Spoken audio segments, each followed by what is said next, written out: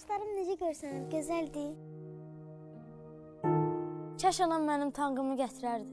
Necə görsənir? Yaxşıyam. Hə, indi Silbəyə oxşadın.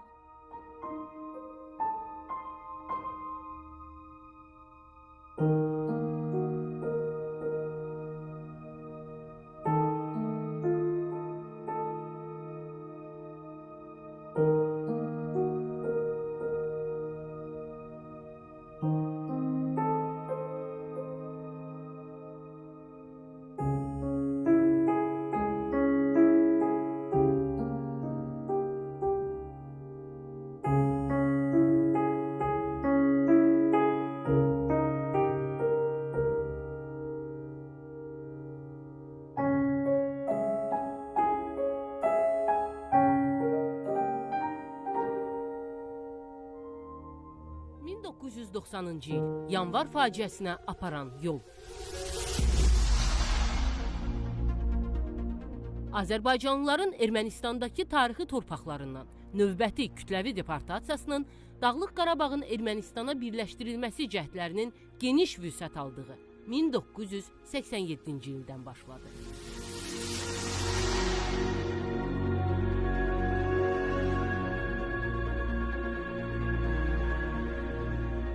Qarabağda ermənilərin törətdiyi cinayətlərin, günahsız insanların öldürülməsinin dayandırılması tələbi ilə 1990-cı il yanvarın 16-sında Bakıda və bir sıra rayonlarda piketlər keçirildi. Qarabağda artmaqda olan gərginliyin qarşısını almaq əvəzinə Sovet rəhbərliyi Azərbaycan xalqına qarşı dəhşətli cinayət işlətdi. Yanvarın 19-u saat 23:00-da Sovet qoşunları Bakıda Udar kod adı altında əməliyyata başlayırlar. Sovet ordusunun xüsusi təyinatlı dəstələrinin və daxili qoşunların iri kontingentinin Bakını zəbt etməsi, xüsusi qəddarlıq və misli görünməmiş vəhşiliklə müşahidə. Fövqəladə vəziyyətin elan edilməsi ilə bağlı xəbəri əhali yalnız səhər saat 5:30-da xarici radiostansiyalardan və vertolyotlardan atılmış vərəqələrdən öyrəndi. Fövqəladə vəziyyətin tətbiqi əhaliyə elan olunana dək artıq 82 nəfər amansızcasına qətlə yetirilmiş, 20 nəfər ölümcül yaralanmışdı.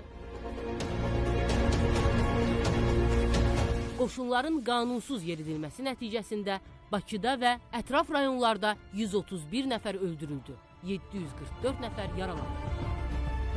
1990-cı il yanvar qurbanları simvolik olaraq 20 yanvar şəhidi adlanır. Ümumilikdə Azərbaycanın 150 nəfər 20 yanvar şəhidi var. Faciədən dərhal sonra 1990-cı il yanvarın 21-də Ümumilli lider Heydər Əliyev ailə üzvləri ilə birgə Azərbaycanın Moskvadakı daimi nümayəndəliyinə gələrək doğma xalqı ilə həmrəy olduğunu nümayiş etdirdi. SSR rəhbərliyinin törətdiyi bu qanlı əməliyyata kəskin etirazını bildirdi və həmin əməliyyata rəhbərlik edənləri ifşa etdi. Sovet İttifaqının o vaxtki siyasi rəhbərliyinin cinayətkar mahiyyətini və anti-Azərbaycan mövqeyini dərindən dərk edən Heydər Əliyev yaradılan bütün maneələrə rəğmən belə ağır vəziyyətdə öz xalqının yanında olmaq üçün Azərbaycana qayıtdı.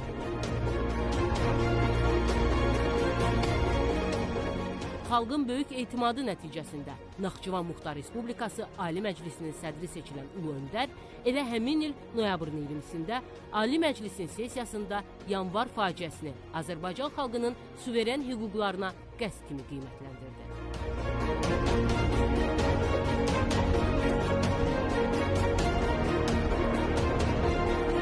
Yanvar faciəsi ümumxalq hüznü olmaqla yanaşı, həm də Azərbaycan xalqının iradəsinin sarsılmazlığını, mətinliyini göstərir.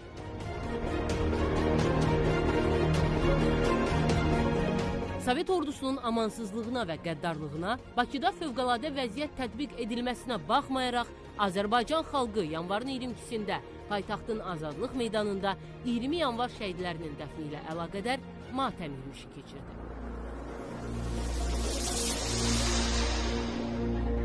Şəhidlər Xiyabanındakı dəfn mərasimində 2 milyona yaxın insan iştirak etdi.